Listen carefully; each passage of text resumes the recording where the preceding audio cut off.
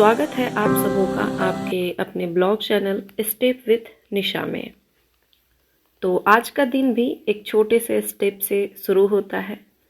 सुबह घर के कुछ ज़रूरी काम थे जो मैंने पूरे किए, जो कि हर हाउसवाइफ इनसे रिलेट कर सकती हैं।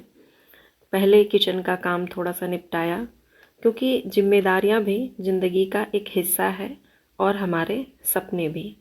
हम हाउसवाइफ हैं, इसीलिए हमें इन दोनों को बैलेंस करके चलना पड़ता है।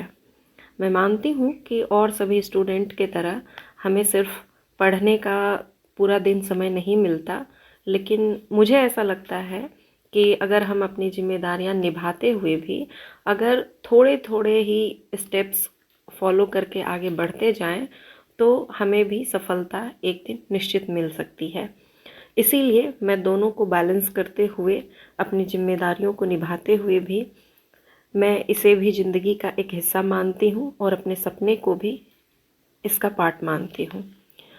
तो जब काम पूरा हुआ, तब मैंने अपनी पढ़ाई का जो पहला स्लॉट होता है वो मैंने स्टार्ट किया।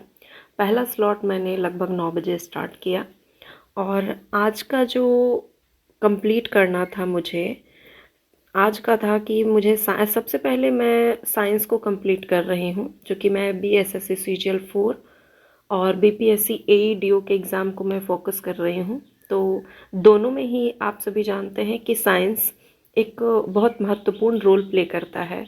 CGL 4 में भी 25 क्वेश्चन लगभग साइंस से पूछे जाते हैं और AE/DO में भी पूछे गए थे, जो एग्ज़ाम कैंसिल हुआ। अगर आप लोगों ने दिया होगा तो देखा ही होगा।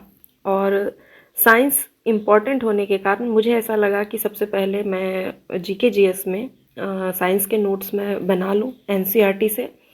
NCERT में 6 से लेकर 10 तक की NCERT को मैंने रखा है कि मुझे इसे कंप्लीट करना है। तो 6 क्लास की ये जो NCERT थी साइंस की, वो मैंने कंप्लीट कर लिया है और आज 7 क्लास की जो NCERT है वो भी मेरा लगभग पूरा होने वाला है। तो आज सबसे पहले मैंने बनाया क्लास 7 का जो साइंस है उसका सबसे लास्ट चैप्टर है अपशिष्ट जल की कहानी।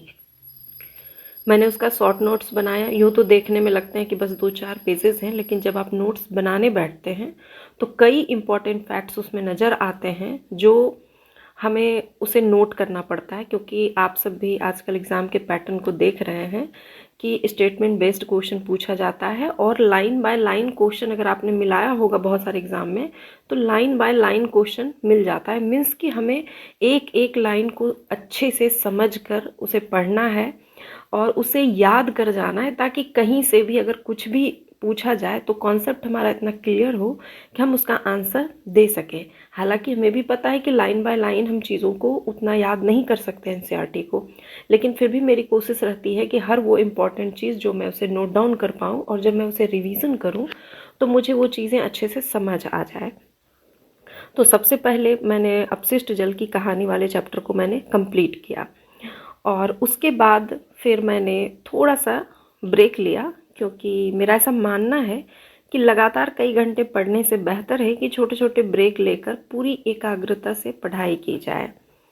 और फिर स्टार्ट होता है, छोटे से ब्रेक के बाद मैंने फिर स्टार्ट किया वही साइंस का ही। हालांकि मैं अपशिष्ट जल की कहानी, जो कि लास्ट चैप्टर है, उसके पहले एक चैप्टर मेरा बच गया था, उसे मैंने इसलिए रखा था कि उसे थोड़ा और शांति तरीके से मुझे पढ़ना था, क्योंकि वो थोड़ा लंबा भी था और उसमें कॉन्सेप्ट बहुत ज़्यादा थे। तो उसमें मैंने फिर स्टार्ट किया पढ़ना प्रकाश, लाइट। तो इस टॉपिक को मैंने क्या किया कि क्लास 7 की जो NCERT है और 8 की और 10 की, तीनों में लाइट चैप्टर दिया गया है। तो मैंने सोचा कि तीनों को कंबाइन करके और एक नोट्स मैं तैयार कर लूँ, ताकि जब मैं रिवीजन करूँ तो मुझे बारी बारी से सभी क्लास के नोट्स नहीं पढ़ने पड़े। तो तीनों को कंबाइन करके मैंने उसका नोट्स बनाना स्टार्ट किया, ताकि एक ही टॉपिक में अलग अलग स्तर से मैं उसे समझ सकूं। तो आज जो मैंने बनाया उसमें सिर्फ और सिर्फ मैं प्रकाश के परावर्तन और दर्पण वाले भाग को अच्छे से पूरा किया और इसमें भी बच गए थे आई और लेंस। तो इसे मैं नेक्स्ट वीडियो में कंप्लीट करूँगी।